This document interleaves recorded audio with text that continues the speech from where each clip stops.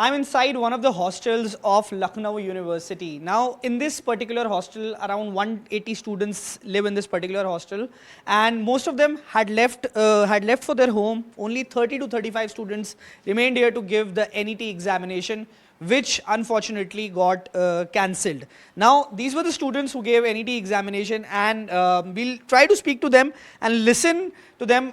What are their grievances and how do they feel about government's reaction? Now, Dharmendra Pradhan has said that a high-level committee will be formed to investigate the matter. आपका नाम? मेरा नाम निखिल है। आपने NEET का भी exam दिया था? नेट का मैंने एग्ज़ाम दिया जी, मैंने एग्ज़ाम दिया था नेट का। तो अब सरकार ने बोला है कि वो हाई लेवल कमेटी बना रही है, लेकिन एग्जाम कैंसिल हो गया है।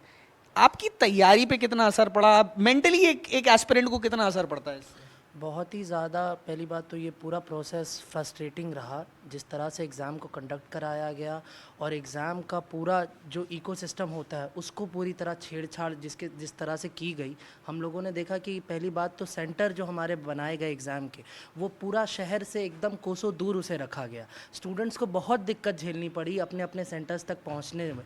और लखनऊ का जो टेम्परेचर है, इनफैक्ट पूरे इंडिया में अभी हम देख रहे हैं कि हीट वेव से कितने लोगों को दिक्कत हो रहा है। हमारे friends, we have received calls जहाँ पे हमारे फ्रेंड्स ने ये कहा कि उनके पेरेंट्स को बहुत ही सीवियर तरीके से वो मतलब हीट स्ट्रोक्स आए हैं, बहुत दिक्कत हुई है उन्हें। उसके बाद जब एग्ज़ाम हम लोग देने जाते हैं तो अंदर देखते हैं कि किसी भी तरह की सिक्योरिटी चेकिंग नहीं है, किसी भी तरह की सिक्योरिटी चेकिंग नहीं है। एग्ज़ाम को किसी तरीके से बस करा देना था। और पूरा जब प्रोसेस हुआ, जब एग्ज़ाम दे के स्टूडेंट्स निकले तो उनमें पहले से ही इस चीज़ को लेके वो रेडी थे कि शायद एक बड़ा फैसला में डर था एक, लेकिन आपने एक you raised a very important point that aspirants gave this exam in this scorching heat, more than 45 degrees. And आपका नाम, you were telling me कि आपकी तबीयत खराब हो गई थी, ज़रा बताएंगे? उसी शाम को जब मैं वहाँ से पेपर दे के लौट रहा था तो ऑटो में मुझे उल्टियाँ हो रही थी फिर। और तो मेरी तबीयत बहुत ख़राब हो चुकी थी। कल मैं डॉक्टर को दिखाया हूँ, राकेश गोयल यहाँ बैठते हैं डालीगंज में। उन्होंने मुझे दवा दी है तो अभी तो मैं ठीक हूँ, पर कल मेरा पूरा दिन मैं यहीं बेड पे पड़ा रहा था यहाँ पे। पूरा दिन ये मैं ORS घोल के पिया हूँ और ये दवा है मेरी इतनी सारी। This is the ORS that this person is showing. But हाँ, what happened? क्या हुआ था? आप एग्जाम जब देने गए थे में पानी की व्यवस्था बहुत कुछ खास नहीं थी, गर्म पानी ही था और पंखा भी कुछ खास चल नहीं रहा था। इतनी गर्मी में उससे काम नहीं चल रहा था। आपका सेंटर कितनी दूर तक, कितना आपको व्हीकल मिला, कितना आपको पैदल जाना पड़ा? यहाँ से तो 15 किलोमीटर्स था और हमें खुद कैब करके जानी पड़ी थी। और ऑटो तो क्योंकि डायरेक्ट मिलते नहीं हैं, और ऑटो मिलते हैं तो 3 4 5 ऑटो चेंज करके, और इस समय दोपहर में तो मिलते ही नहीं हैं, कम मिलते हैं। और भीड़ भी बहुत थी तो वैसे भी कम ही मिल रहे थे, क्योंकि बहुत से लोग वापस आने वाले भी थे, बहुत से लोग जाने वाले भी थे। तो एक दिन में तो पेपर नहीं होना चाहिए। तो ये दवाई आपकी हैं? ये हमारी दवाई है, इसमें पर्चा भी। These are the medicines. This person, of course, fell sick after giving this exam in this NET exam in this heat. और क्या issues हैं आप लोग के? क्या आप एक mentally, क्या psychologically क्या फर्क पड़ता है एक aspirant के ऊपर? क्योंकि नेट के जो स्टूडेंट्स होते हैं उनकी उम्र भी थोड़ी हो जाती है, 24-25 के हो जाते हैं, और घर वालों से एक प्रेशर ज़रूर रहता है, घर वाले बोले ना बोले। देखिए, जुल्म की एक इंतहा होती है और जो सरकार चल रही है उस इंतहा को क्रॉस कर रही है। आप देखेंगे कि यहाँ पर सारे छात्र बैठे हैं और हर एक छात्र मायूस है।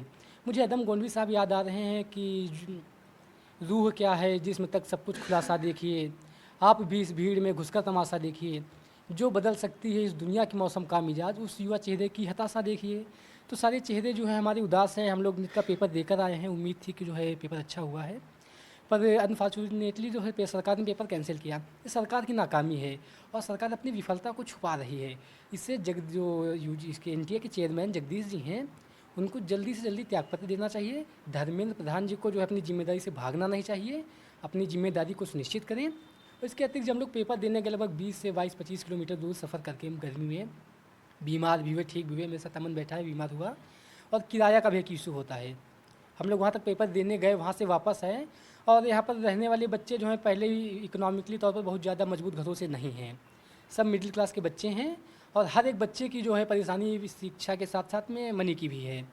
और जब एक बार हम पैसा घरों से ले रहे हैं कि पेपर देने जा रहे हैं, फिर पेपर देकर हम वापस आ रहे हैं तो बगैर रिजल्ट के, अब हम अपने घर पर जब पैसा दोबारा मांगेंगे कि आप मुझे घर पर पैसा दीजिए, मैं जा रहा हूँ पेपर देने के लिए, तो खैर घर वाले कुछ नहीं कहेंगे, पर कहीं ना कहीं मन में एक मायूसी तो रहेगी उनके भी।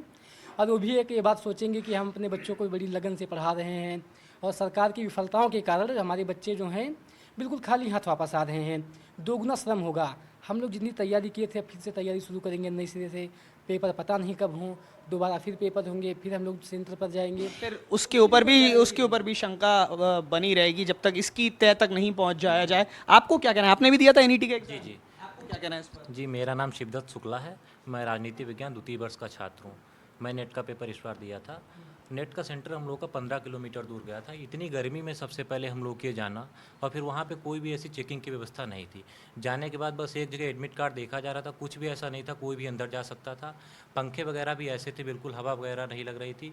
और दूसरी चीज़, पानी पीने की व्यवस्था नहीं थी। इतनी गर्मी में अगर आप 1150 रुपये फ़ीस ले रहे हैं, पानी पीने तक की व्यवस्था नहीं कर रहे हैं। नेट के एग्ज़ाम की 1150 रुपये फ़ीस है। ये कोई आम फीस नहीं है। 1150 रुपये मतलब बहुत अच्छी रकम मानी जाती है। तब पढ़ती थी जब सीबीटी में था, अभी भी वही फीस पड़ रही है, कुछ चेंज ही नहीं किया गया है। कुछ चेंज करना चाहिए। को घटा दिया गया। जब हमारा सीबीटी में पेपर होता था तो हम लोग बकायदा एक एसी रूम मिलता था CBT मतलब कंप्यूटराइज। CBT से for the viewers, NET exam used to happen on a computer. It used to happen digitally. Now this time after 2018, this is the first time that it has happened offline.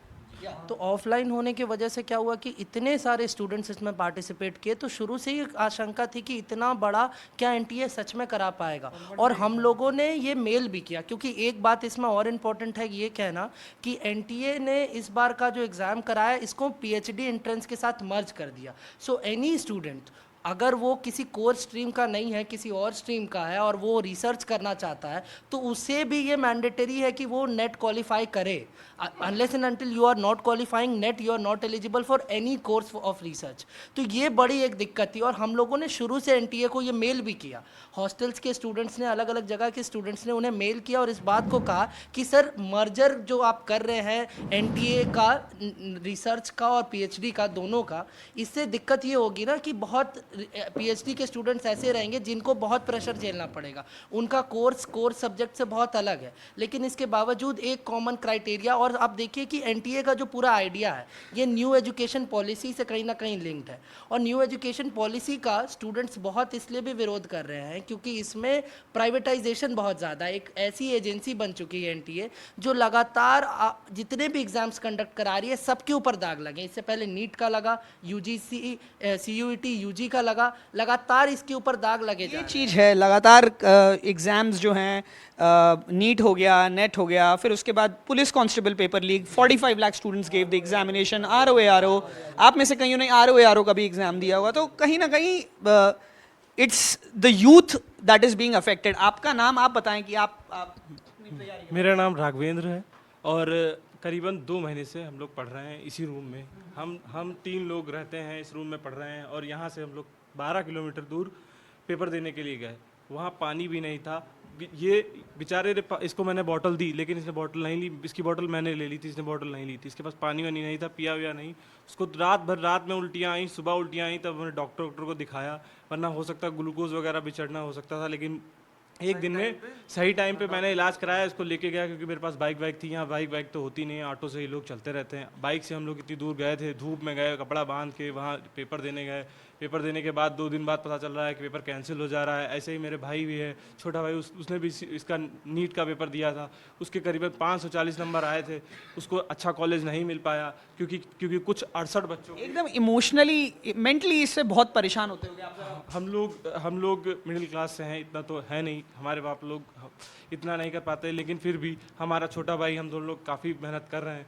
उसके बाद भी exam cancel हो जा रहे हैं। OMR अगले दिन पता चल रहा है कि एग्ज़ाम जो है बदल गया।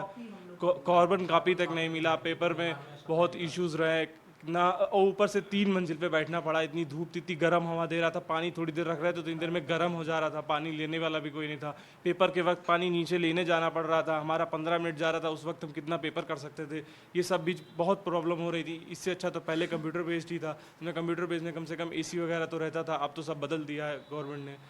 So, these are the students. Of course, they gave the exam in this intense heat wave, and now their examination has been cancelled. The government, of course, has said that they have ordered a high-level committee to probe this whole matter. But again, it is the lives of the students, the aspirants, which is getting affected. I am right now inside one of the hostels of Lucknow University, and these were the students of Mahmudabad hostel of Lucknow University. With camera person Vineet Kumar Verma, Tanish Punjabi for NDTV.